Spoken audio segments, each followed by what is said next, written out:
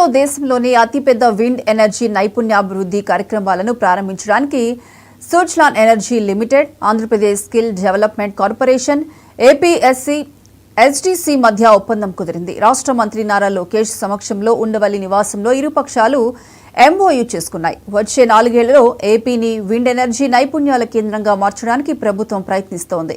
ఇందులో భాగంగా సుజ్లాన్ సహకారంతో యాంత్రిక, electrical, blade technology, civil, licensing వంటి కీలక రంగాల్లో 12,000 మందికి శిక్షణ ఇస్తారు. యువత, మహిళలు, ఎస్టీఏఎం గ్రాడ్యుయేట్స్ చురుకైన భాగస్వామ్యాన్ని ప్రోత్సహించడం ద్వారా ఉపాధి అవకాశాలను మెరుగుపరచడం ఒప్పందం ముఖ్య ఉద్దేశం. ఈ కార్యక్రమంలో Suzlon group CEO JP Chelasani, CHRO Rajendra Mehta, talent management lead కమిటీని సన్యాల్, పాఠశాల విద్య, స్కిల్ డెవలప్మెంట్ కార్యదర్శి Kona Sasidhar, skill development corporation MD Ganesh Kumar, skill development corporation executive director Dinesh Kumar పాల్గొన్నారు.